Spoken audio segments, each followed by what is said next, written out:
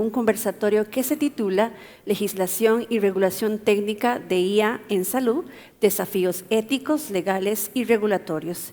Nos acompañan cuatro destacados líderes, la señora Wendy Rivera, directora nacional en Agencia de Protección de Datos de los Habitantes, el señor Daniel Rodríguez, fundador y CEO en Datalex, la señora Gabriela Arroyo, consultora especializada en datos personales y propiedad intelectual y también vicepresidenta en CIDEP, el señor Ramiro, investigador senior en INCAE Business School, y como moderadora de este valioso panel nos acompaña la señora Desiree Rojas, vicepresidenta en Digit. Agradecemos a todos nuestros ponentes su presencia y les recibimos con un fuerte aplauso.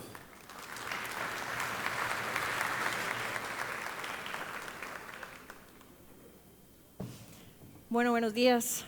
Qué gusto ver este auditorio que decía anteriormente que es uno de mis favoritos, ¿verdad? Porque tiene este ambiente un poco acogedor, donde podemos compartir estos temas importantísimos a nivel de todo el ecosistema de salud de Costa Rica y definitivamente mundial. Yo tengo el honor de compartir este panel con realmente un panel de lujo de expertos que creo que vamos a poder llevar a una conversación que puede ser muy rica para todos ustedes y para todos nosotros, ir aprendiendo cómo enfrentarnos a este reto, al reto de cómo legislar y regular la inteligencia artificial.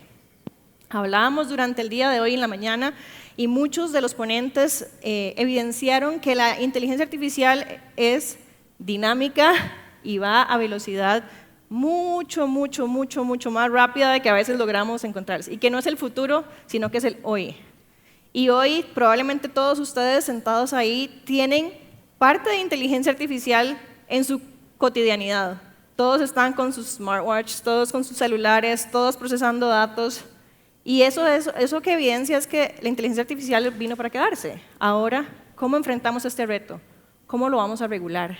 ¿Cómo lo vamos a legislar? ¿Y qué vamos a hacer en Costa Rica para poder hacer esto? Entonces vamos a iniciar un poco las preguntas del día de hoy. Don Daniel, una pregunta, vamos a iniciar por el marco regulatorio. Vamos a ver. ¿Cuál considera que es el modelo de abordaje actual de Costa Rica frente a la regulación de la inteligencia artificial en salud? Existen algunas corrientes legislativas que lleguen a normar esa inteligencia artificial y que se puedan implementar en el sector salud. Gracias, Desiree, a los colegas con los que comparto panel, a quienes también pues admiro mucho. Y gracias a ustedes también por estar acá, a la OLACIT y a todos los que han hecho posible este evento.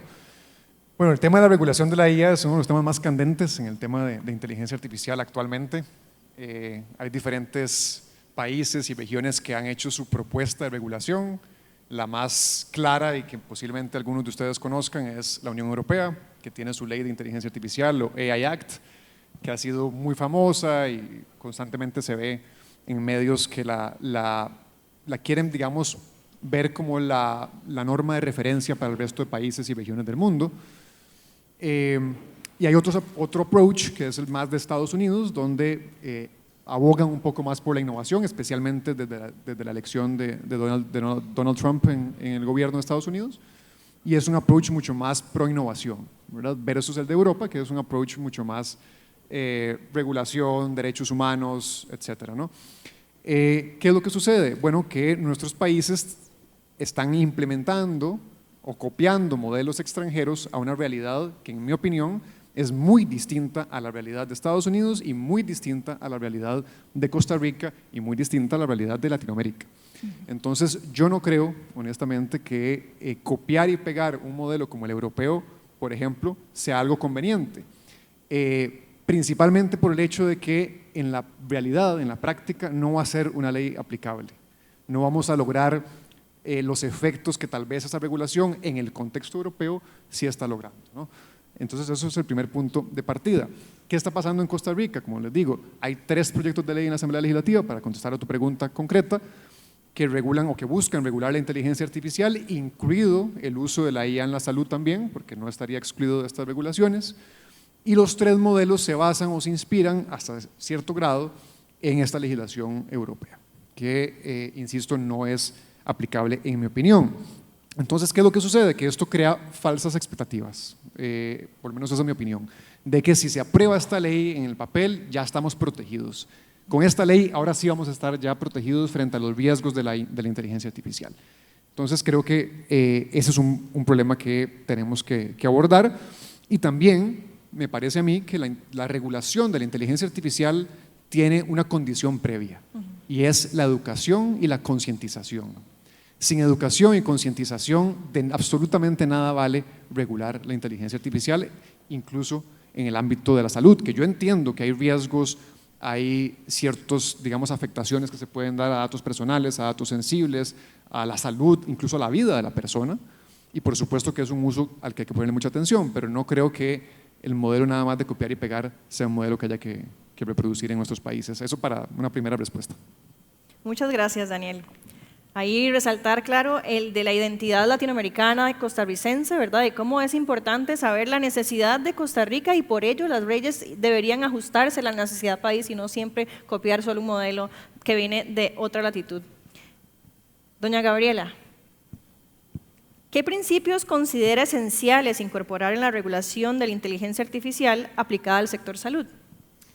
Hola, muy buenos días a todos. Primero que todo, agradecer a los organizadores por traer estos temas a la mesa, y también pues muy contenta de estar compartiendo con estos panelistas de lujo.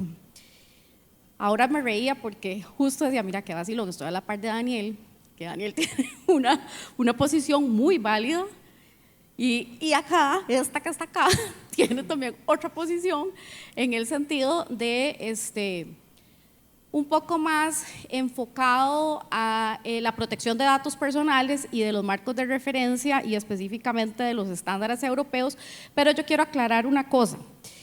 Primero, lo que yo quisiera poder decir o transmitir el mensaje es que efectivamente el tratamiento de los datos personales es absolutamente legal, y cuando hablamos entonces de esto, el tratamiento de los datos personales en materia sanitaria, por supuesto también lo es, y esto en el tanto que por supuesto estén siendo tratados conforme o en cumplimiento de los marcos normativos. Y si me vengo al marco pues, nacional, pues ya tenemos todo un marco robusto en materia de protección de datos, y si me voy a buenas prácticas o también a marcos normativos de referencia, pues por supuesto que de una forma todavía muchísimo más robusta.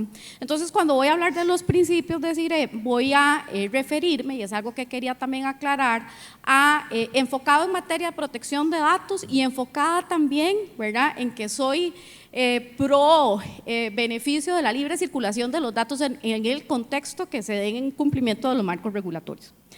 Entonces, básicamente decir también que los sistemas de inteligencia artificial, por supuesto, aplicados a la salud, poseen muchos efectos positivos, ¿verdad? Es decir, traen ventajas definitivamente a lo que tiene que ser el centro de la conversación siempre que hablemos de inteligencia artificial en cualquier contexto, y en salud más, que es el ser humano, ¿verdad? Es decir, definitivamente los sistemas de inteligencia artificial tienen beneficios o traen beneficios o conllevan beneficios a los pacientes.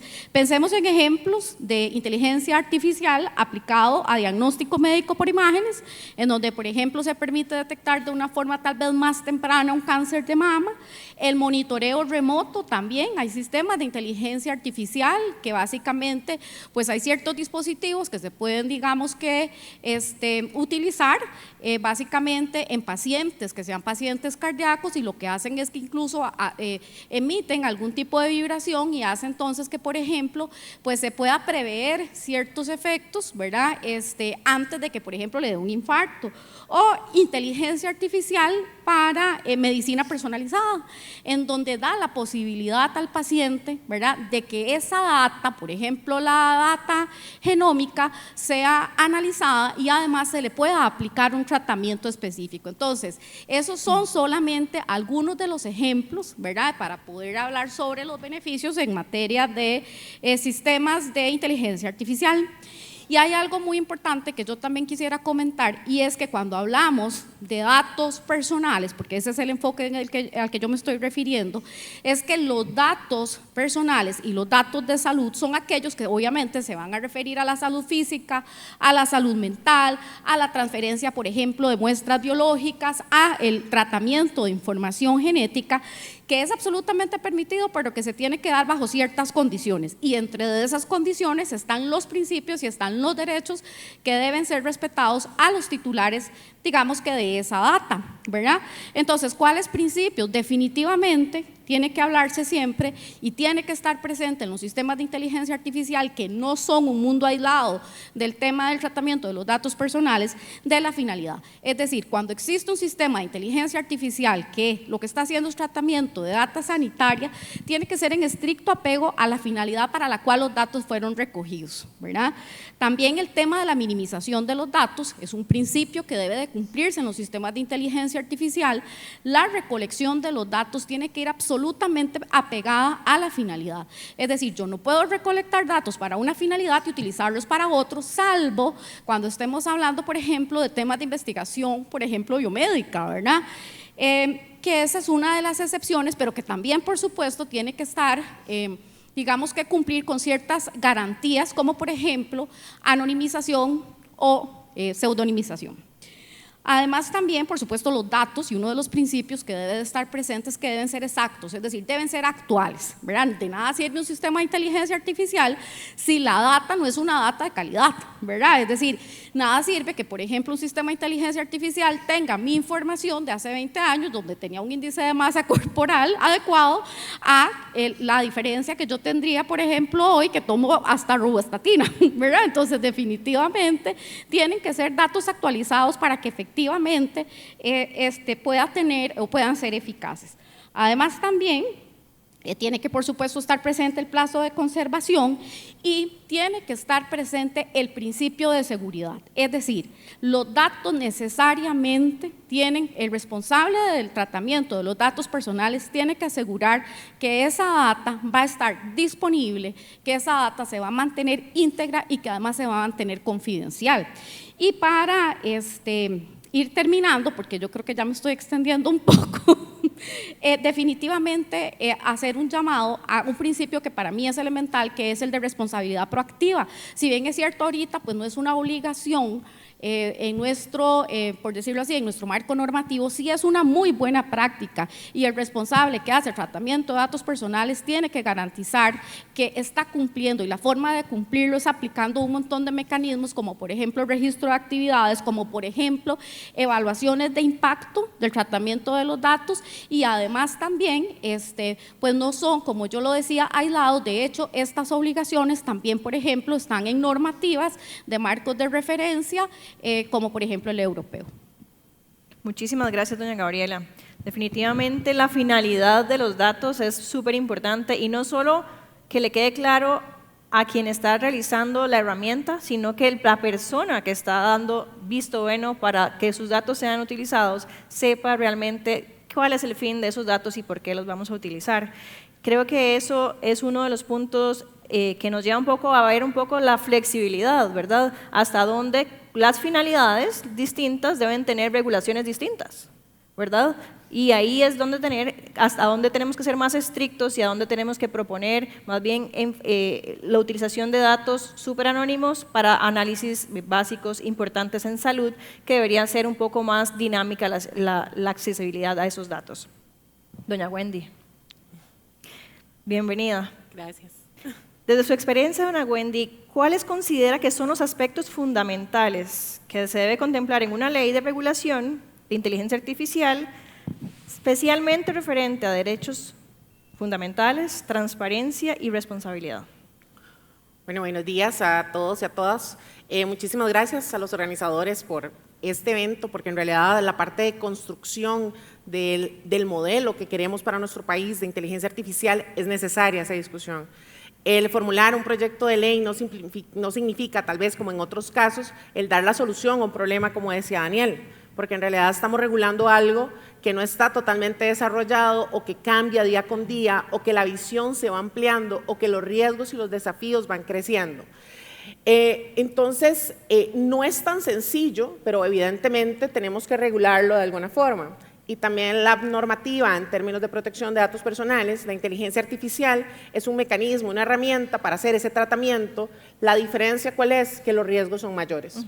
Entonces, yo sí apoyo la parte de que tengamos un enfoque en riesgos o que tengamos definidos esos riesgos, cuáles son las actividades de alto riesgo y cuáles son prohibiciones claras y específicas. Pero evidentemente no es que es un copiar y pegar de las europeas, porque nuestra realidad es totalmente diferente, para bien y para mal, porque en realidad también en esa diferenciación latinoamericana hemos ido también generando desde la innovación, la creatividad y también desde la necesidad otro tipo de herramientas. Evidentemente tenemos que pasar y repasar en una normativa de inteligencia artificial los principios básicos de la protección de datos personales, y la privacidad desde el diseño es básica, porque la responsabilidad es desde el momento, no uno de que yo lo genero, sino desde el momento en que yo la planifico. Toda esa parte de planificación, la ideación, y que está comprendida también en la evaluación de impacto, evidentemente en este tipo de acciones son de carácter obligatorio, donde nos permite identificar y también mitigar los riesgos que, dependiendo del tratamiento, de la finalidad que tengamos, van a ser sumamente necesarios para generar las medidas que estén acotadas para poder resolver los otros principios de minimización, de finalidad, de promover el uso de estrategias que protejan la identidad, sobre todo por los volúmenes de datos que se da tratamiento. Pero también tenemos que ver la importancia de la equidad y la no discriminación. La mitigación de sesgos es sumamente importante, y el conjunto, el entrenamiento de la inteligencia artificial debe provenir de fuentes diversas, representativas, y que tenga un monitoreo permanente dirigido a mantener esa equidad. Voy a poner un ejemplo y posiblemente les va a sonar feo.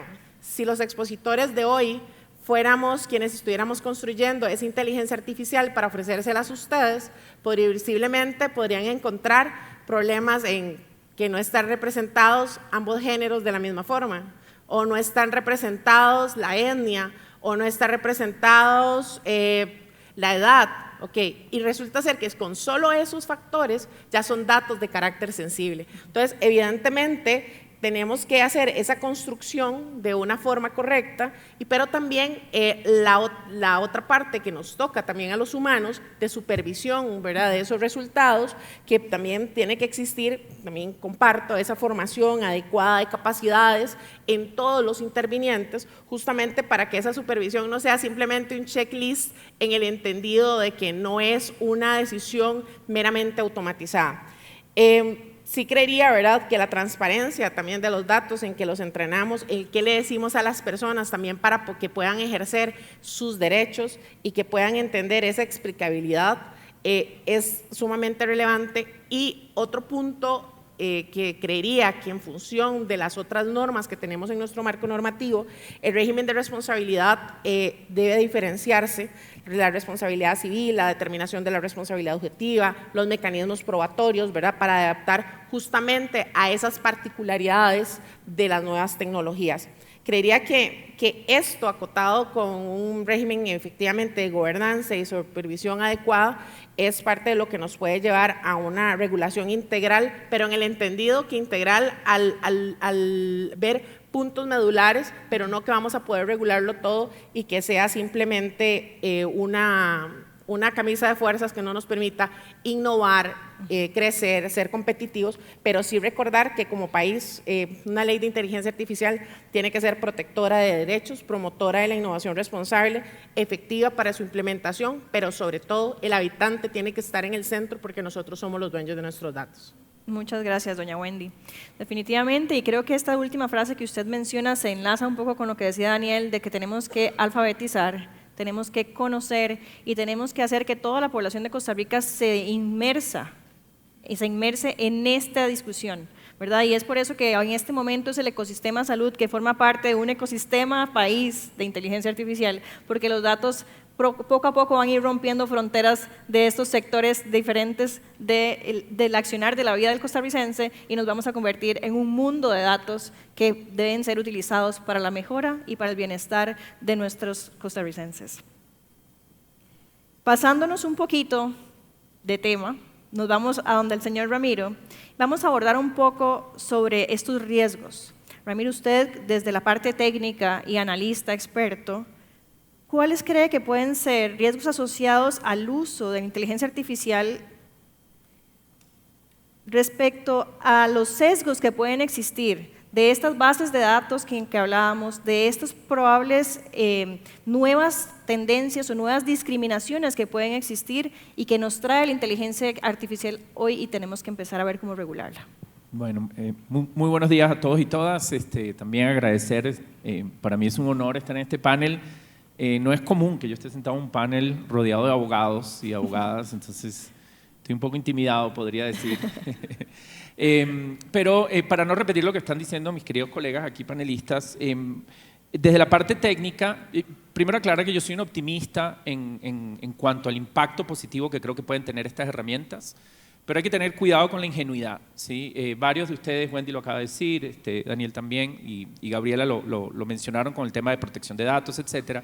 Desde la parte técnica hay que entender muy bien cómo funcionan estos modelos, cómo se entrenan, porque muchos de estos sesgos los cometemos, estos errores que pueden tener grandes violaciones éticas, se cometen de forma inadvertida, no se cometen de mala fe, de voy a usar esto para darle alguna ventaja a cierto grupo social sobre otro, etc.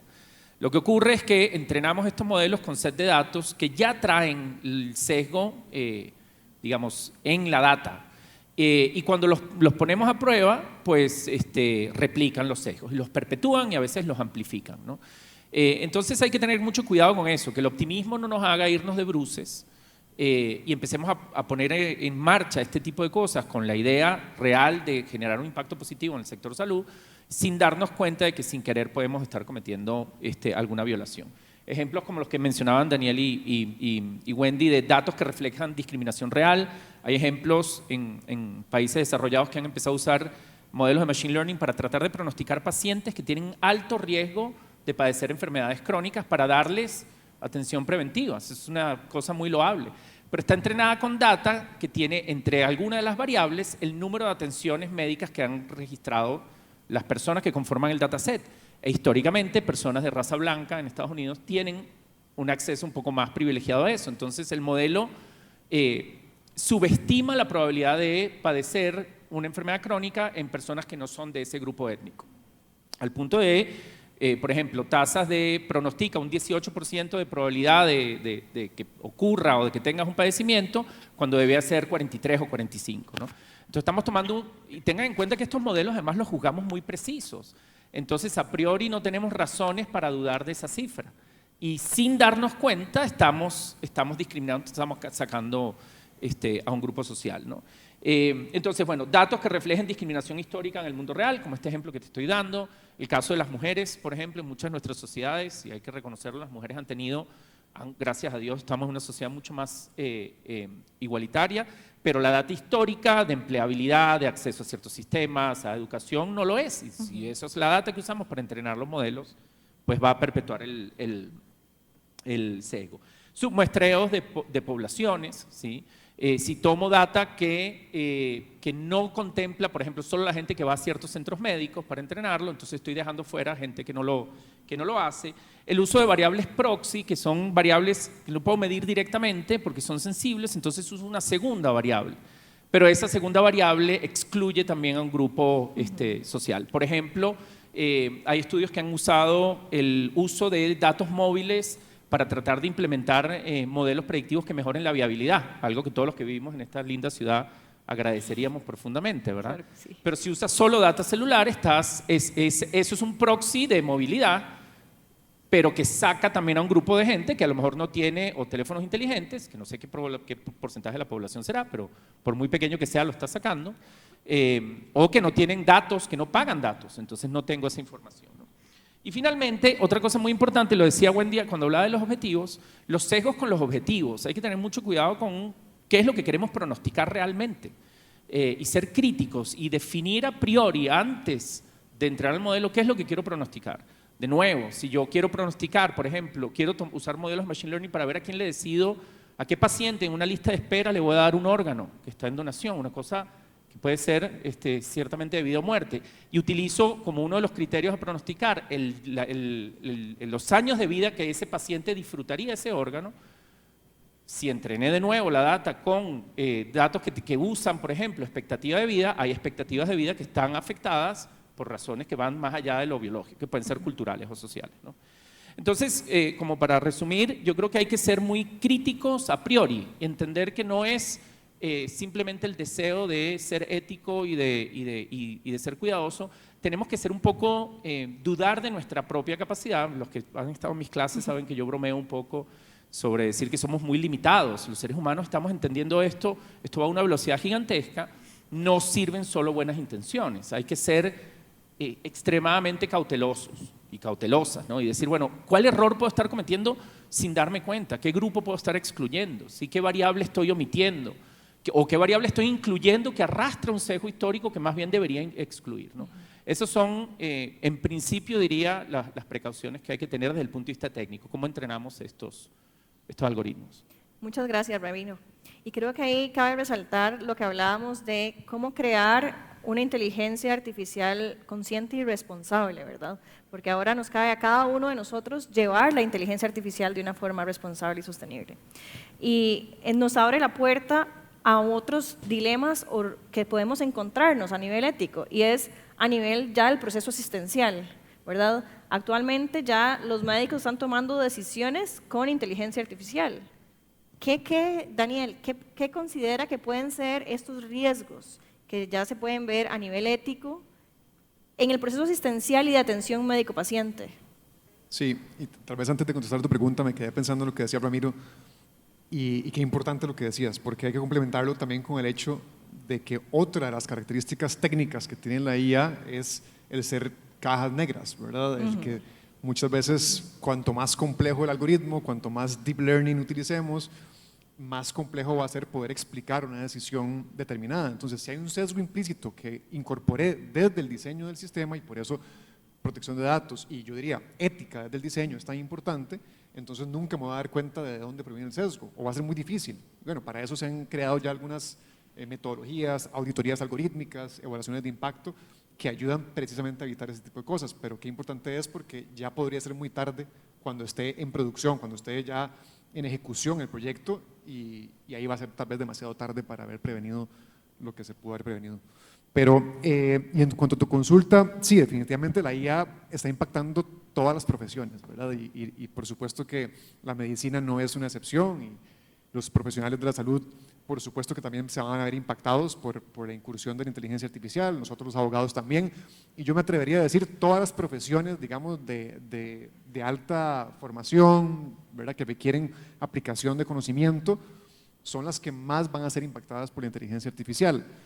En este caso, sí, como bien decís, estamos viendo más y más usos de la IA por parte de profesionales de la salud, lo cual me parece maravilloso. Creo que es una herramienta fundamental hoy en día, así como los abogados no podemos seguir trabajando sin inteligencia artificial, los médicos y las personas que están en el área de la salud van a tener también que incorporarla. Entonces, qué importante va a ser ahí la formación ética, y por eso digo que por más regulación y todo lo que crean las normas, y estoy obligado o no estoy obligado, el ser humano no es tan obediente a las leyes, es más obediente a otro tipo, creo yo, de incentivos, y por eso me parece también importante alinear esos incentivos y tomar en consideración la reacción natural primera, que también va a ser de antropomorfizar a la inteligencia artificial, de delegar en exceso en la inteligencia artificial las decisiones.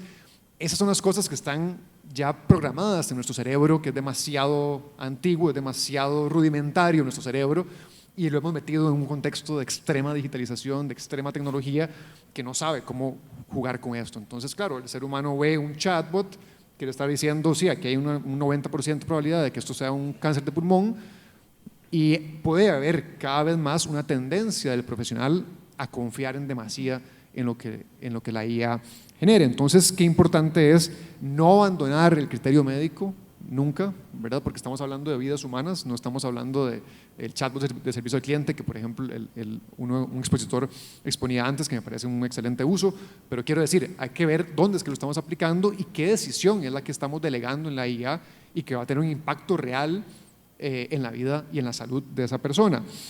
Entonces también el monitoreo y el control o la supervisión sobre la precisión también de la IA, eso es importantísimo. Si somos un hospital o una clínica que estamos implementando IA o somos un médico en nuestra práctica que lo está haciendo, tenemos que constantemente estar monitoreando el grado de precisión que puede ir variando según la nueva data que va recolectando, porque así como puede mejorar, puede que también empeore, dependiendo del contexto y de qué tantas medidas técnicas de seguridad haya implementado yo.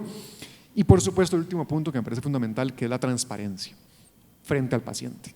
Que el paciente siempre, en todo momento, esté al tanto de que la decisión clínica está siendo apoyada en un sistema de inteligencia artificial, y eso tiene que venir desde los consentimientos informados, ¿verdad?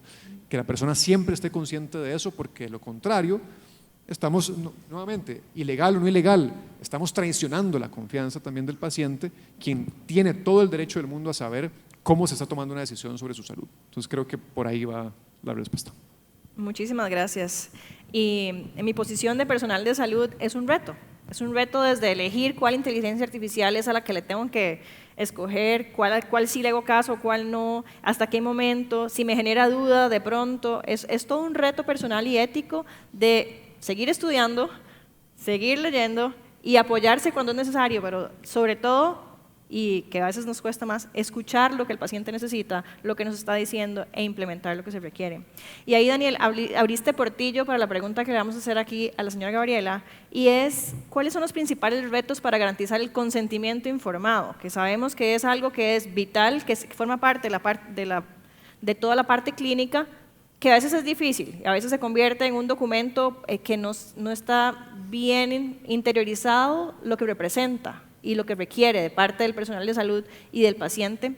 Y cuál es también, como llamamos, la privacidad y la transparencia del uso de los sistemas de inteligencia artificial al paciente.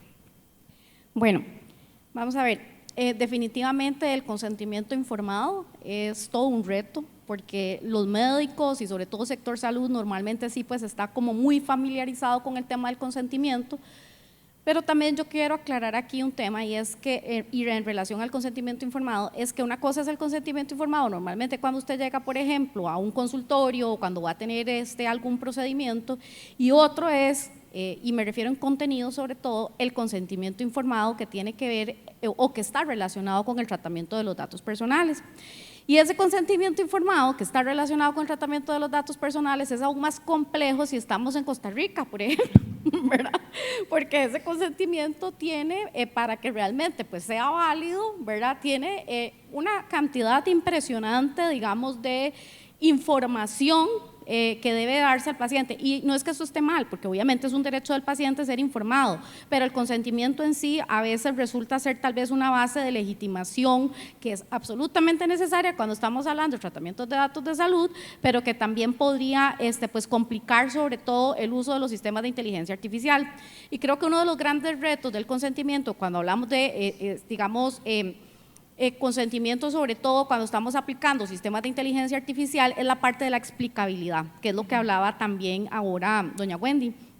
Porque el consentimiento informado tiene que ser absolutamente, como lo dice la palabra, tiene que tener o cumplir ese propósito de dar toda la información que necesita el paciente, de qué es lo que se va a hacer con sus datos personales, por qué se están recolectando, cuáles son los datos personales, si por ejemplo se va a transferir esa información a un tercero o algún tercero va a hacer tratamiento de datos personales, por ejemplo, entre otras cosas, ¿verdad?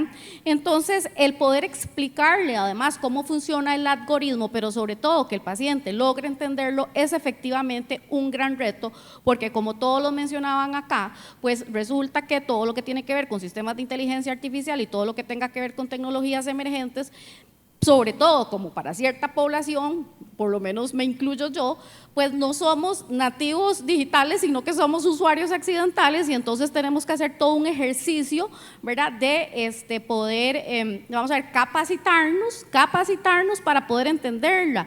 Y si estamos hablando de pacientes, en donde los pacientes que podrían ser pacientes que sí tienen cierto grado de formación, otros que no lo tienen, pues la parte de la explicabilidad yo creo que es un gran reto para los responsables de tratamientos de datos personales en sistemas de inteligencia artificial aplicados a salud.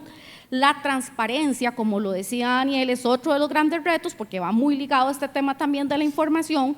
La minimización y sobre todo la finalidad del tratamiento de los datos es otro gran reto porque normalmente los sistemas de inteligencia artificial pues requieren de mucha data y entonces significa que no necesariamente la data que está recolectando o que tiene que procesar es exactamente la que se requiere, sino que está alimentando muchísima más información que no es necesaria. Por ejemplo, no sé, hay algún dispositivo que está también utilizando sistemas de inteligencia artificial y resulta que ese dispositivo es para detectar cáncer de mama y entonces usted no necesita del paciente, por ejemplo, que le dé la información salarial, ¿verdad? Yo sé que es un caso extremo, pero lo que le quiero decir es que definitivamente es información o es data que no está relacionada ni es necesaria, ¿verdad? O sea, el volumen es grande. Además también, como ya también lo mencionaba el otro panelista, don Ramiro, al que admiro muchísimo, hay un tema específicamente que es el riesgo de discriminación algorítmica y que también lo mencionaban acá y lo mencionó muy bien doña Wendy cuando daba los ejemplos, ¿verdad? Entonces yo creo que sobre eso no debo profundizar, pero por supuesto que es un riesgo, que es un reto y que es un desafío. Y hay otro tema que cuando hablamos en materia de protección de datos, pues también lo veo como un reto y es cuando hablamos de transferencia de data. Porque por supuesto esa data también podría ser transferida y normalmente puede ser transferida y entonces tenemos que asegurarnos que se van a cumplir pues ciertos marcos normativos. Hay algo que yo también quería destacar y es que, y lo que decía ahorita el colega Daniel, y es que efectivamente, pues si bien es cierto, existen marcos normativos, existen derechos fundamentales que tienen que ser respetados, no necesariamente el marco normativo, por más robusto que sea, ya eso significa que es que efectivamente hay una garantía, digamos, para el paciente o para el tratamiento de los datos del paciente. Eso tiene que ir muchísimo más allá y para que eso efectivamente pueda cumplir, ¿verdad?, el propósito, que es proteger al final también esos derechos del paciente, se requiere el tema de la capacitación y de la formación de quienes están haciendo uso de la inteligencia artificial, con lo que yo vuelvo al tema que también inicié y es que es el paciente, es el ser humano el que tiene que ser el centro, ¿verdad?, del uso de esos sistemas de inteligencia artificial y también cuando estamos hablando de tratamiento de datos personales. Muchas gracias, doña Gabriela. Y creo que lo conversó el señor Chosinski en la mañana y nos dijo que esto tiene que ser todo en una pro del paciente y no causar daño. En un bien común sin causar daño es el fin de nuestra inteligencia artificial y esos son los retos de hasta dónde la conciencia y la ética debe dirigir y mantener las normas de Costa Rica para que tomemos en consideración todos estos riesgos. Y creo que si nos ponemos a hablar de todos los riesgos éticos, todos los desafíos que tenemos, nos va a dar para el resto de la noche. Entonces, volviéndonos un poquito más positivos, porque sabemos que la inteligencia artificial la necesitamos para impulsar nuestro servicio, nuestro sector de salud, ¿verdad?, nuestra sanidad en Costa Rica. Implementarla bien es el reto, pero es una herramienta riquísima que nos va a permitir crecer, nos va a permitir llegarle a más personas, predecir un poquito más y tal vez volvernos a la prevención, que es el fin que realmente podría mover la salud de un país, ¿verdad?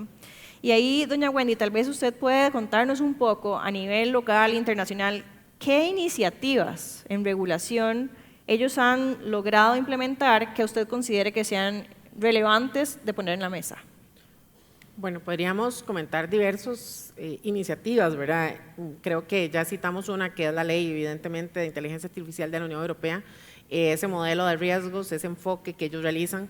pero sobre todo, digamos, los principios que establecen explicabilidad, la supervisión humana, las responsabilidades, la extraterritorialidad, que nuestra norma no la tiene y que también nos puede ayudar a hacer frente, ¿verdad?, ante plataformas, que es muy usual, ¿verdad?, y que desde el punto de vista del regulador es importante justamente para poder ejercer ese rol de regulador y también de coordinación con otras autoridades. Obviamente, como dijimos ahora, adaptándolo a nuestra realidad. Otras buenas prácticas o marcos referentes, digamos, en el caso de la FDA, tiene directrices y enfoques muy dirigidos a la seguridad y la adaptabilidad, y tal vez podría hacer énfasis en la regulación de dispositivos, porque justamente, o sea, tenemos que tomarlo desde todo el ciclo completo de los productos, incluso previo al lanzamiento, desde el diseño, pero también hay que tomar en cuenta las actualizaciones, porque incluso podría ser que en la actualización ahí es donde se produzca el sesgo, ahí es donde se produzca el problema de seguridad, ahí es donde se produzca el problema en el ejercicio de los derechos, y evidentemente conforme la tecnología va evolucionando, también tiene que ir evolucionando esa supervisión y esa posibilidad de tener el control nosotros de alguna forma.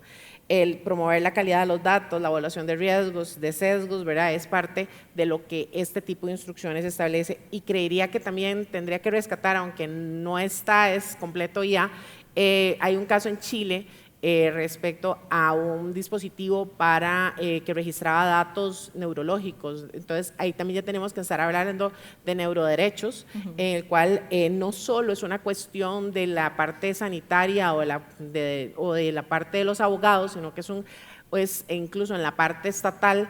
En este caso de Chile lo deja mucho en evidencia porque habla que tiene que haber instrucciones desde la aduana, desde que entra el producto al país, o sea, tendría que haber algún tipo de regulación desde la parte de salud, del consumidor, de datos personales, ¿verdad? Y que eso también tiene que hacer ver a los profesionales de salud esa responsabilidad que tienen para la selección y recomendación de dispositivos.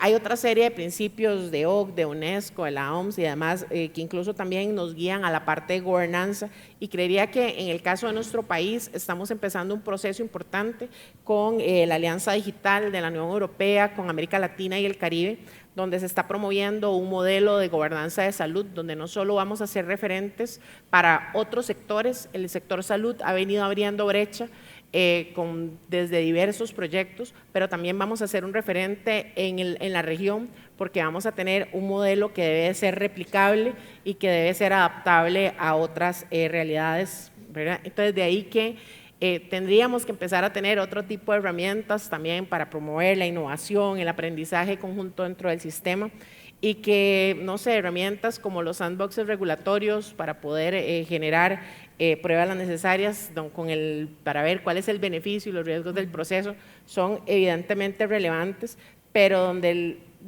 creería que parte de lo que tenemos que generar son labores conjuntas donde participen todos los sectores, y que creería todo el ecosistema, y que creería que en realidad nosotros también podemos ser ejemplo, y dentro de la parte de salud, por ejemplo, las acciones y en la plataforma, en los proyectos, el portafolio de proyectos que tiene el Comité Técnico de Salud Digital que tenemos en el país y que participan todos los actores.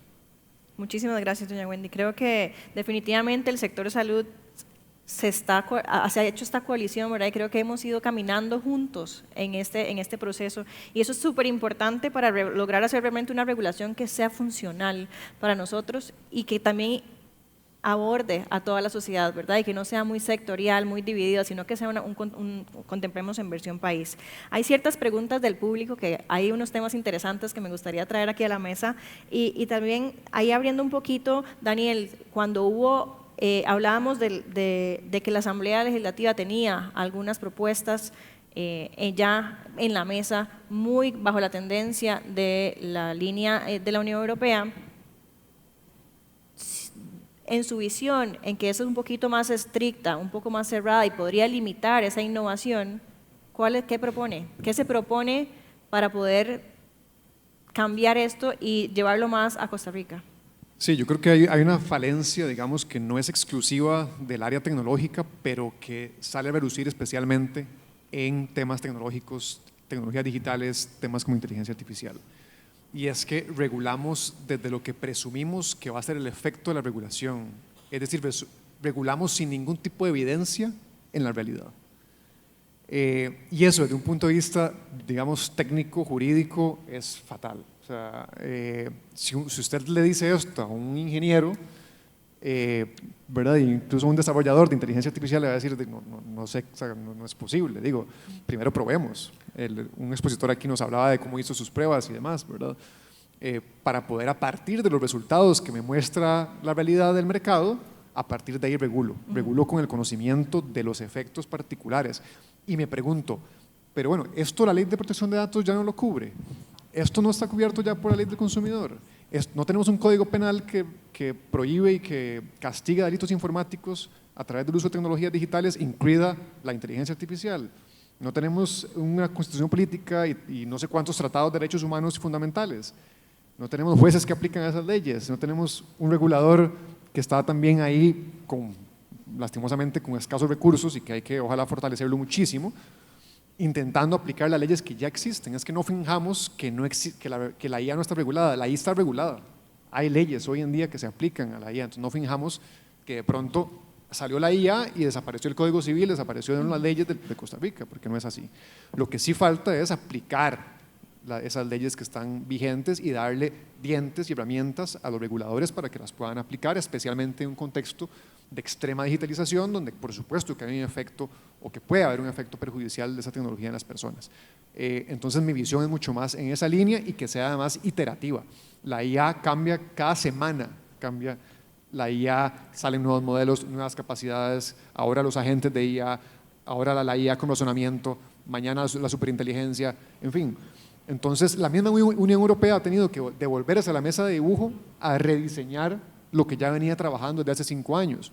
Y acaba de salir un informe el año pasado de Mario Draghi, que es el presidente del Banco Central Europeo de la Unión Europea, comisionado por la Unión Europea misma, el ejecutivo, digamos, de la Unión Europea, diciendo Europa se está quedando atrás muchísimo. Entonces, si partiéramos del hecho de que esa regulación aplicara en Costa Rica y una startup costarricense quisiera desarrollar una solución de IA para la salud, yo, siendo ese emprendedor, veo esa ley y ni siquiera me atrevería a iniciar, me voy a El Salvador a intentarlo.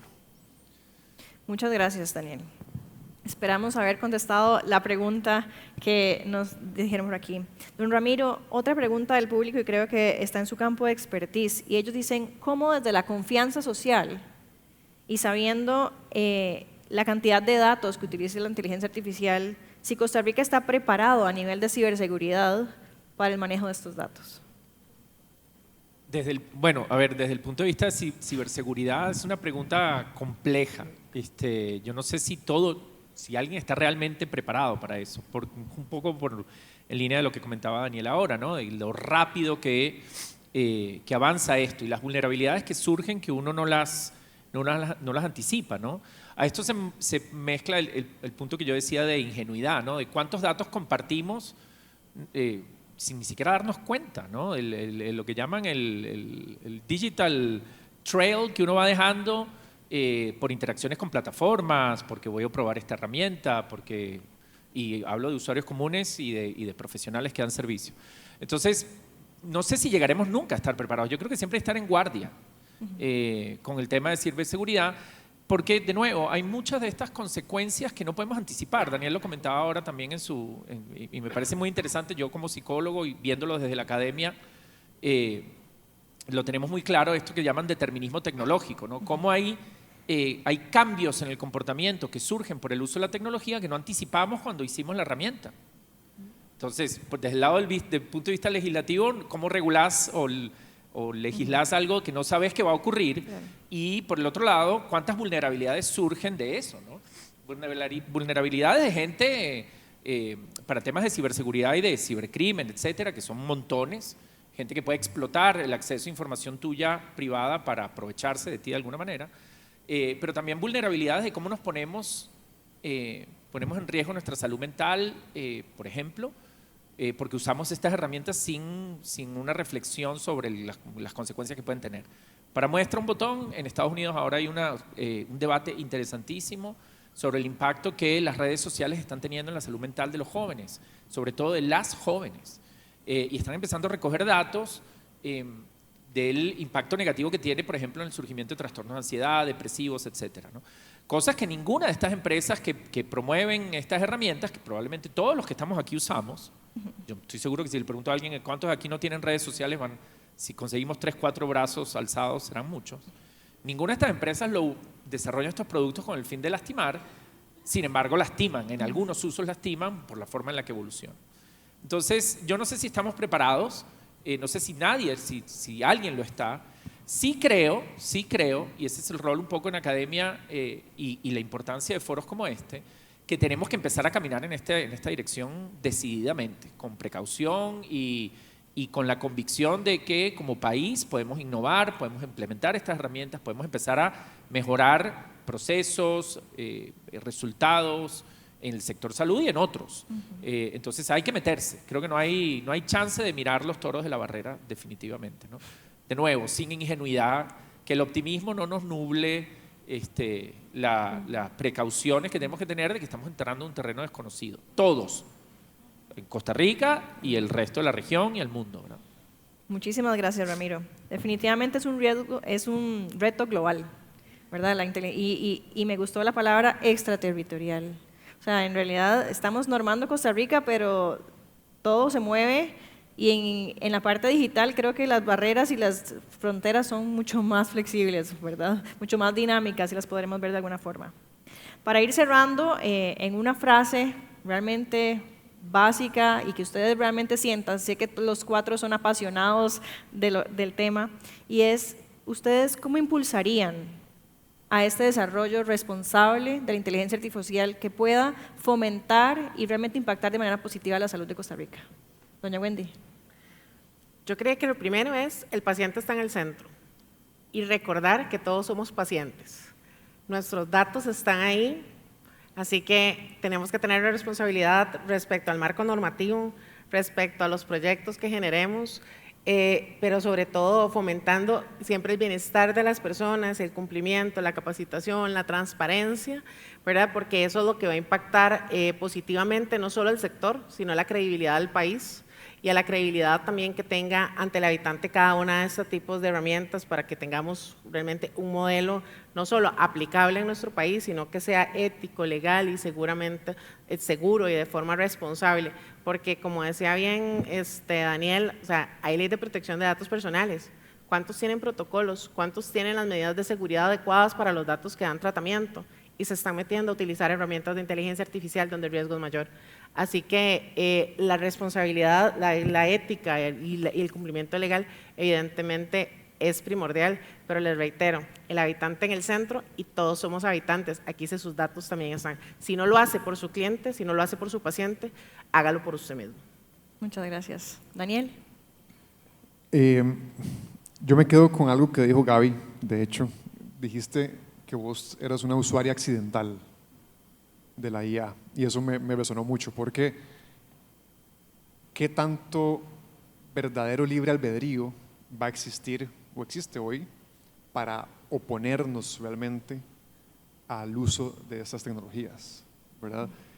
¿Qué tanto grado de autonomía va a tener incluso no únicamente el paciente para oponerse, sino el propio médico para dejar de implementarla una vez que ya la IA va a estar permeando absolutamente todo el software y todas las redes y todo lo que usamos en cuanto a tecnología se refiere? Va a llegar un punto donde no hay oportunidad para oponerse. Entonces, ahí creo yo que la inclusión va a ser sumamente importante, la ética va a ser muy importante en el manejo de esta tecnología y la relación entre médicos, pacientes, la educación y la recapacitación, que decíamos y que para mí es una precursora de la regulación. De nada sirve, insisto, regular si no hay primero suficiente educación, apropiación de estas herramientas y concientización sobre sus riesgos, y una gobernanza también integral de la inteligencia artificial que nos permita construir ese marco, digamos, ético y responsable en el uso de esa tecnología. Muchas gracias. Gabriela. Bueno, yo también, en una sola frase está complicado, pero voy a tratar de… Ese es el reto. Definitivamente yo creo que la estrategia debe centrarse, como lo dijo doña Wendy, en el ser humano, y creo que el modelo de gobernanza, ¿verdad?, de inteligencia artificial, pero sobre todo el modelo de gobernanza en el sector salud, en materia, digamos, relacionado con protección de datos y también relacionado con tecnologías emergentes, es absolutamente necesario.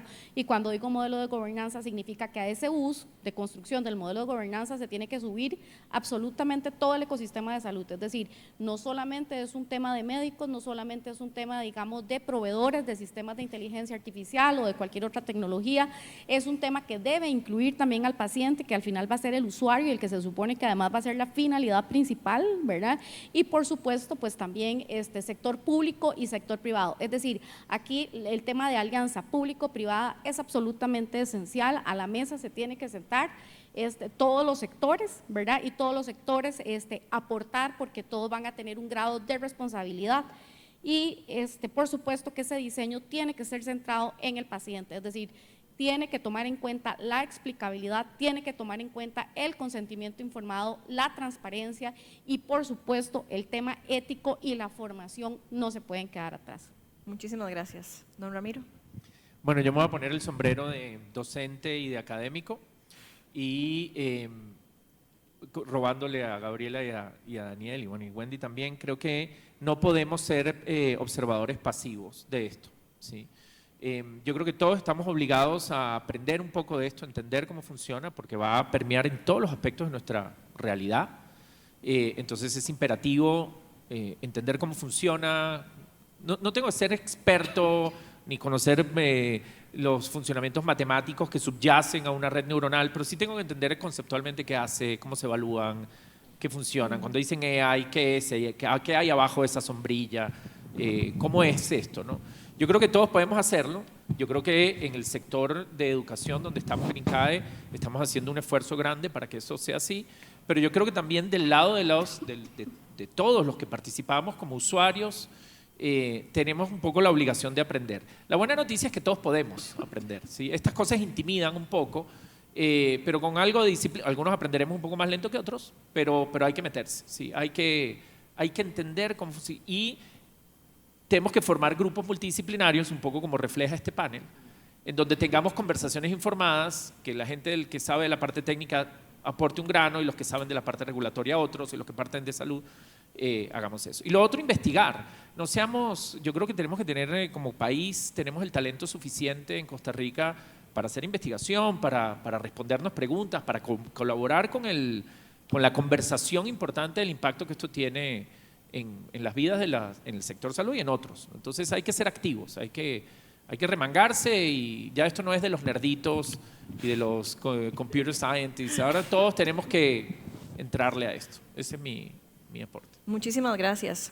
Para cerrar, y con ustedes creo que el panel nos lleva a la reflexión de hacer un uso consciente, hacer una reflexión ética de cómo estoy implementando la inteligencia artificial, darnos cuenta que somos parte de ese ecosistema y que tenemos responsabilidad en cómo lo estamos creando, utilizando y manejando, que tenemos que formar parte todos como ecosistema para buscar una adecuada regulación y que al final todo esto tiene que ir en pro de un paciente central y un concepto ético alrededor que nos lleve a un camino correcto hacia una mejor salud para todos y el menor daño posible en la implementación.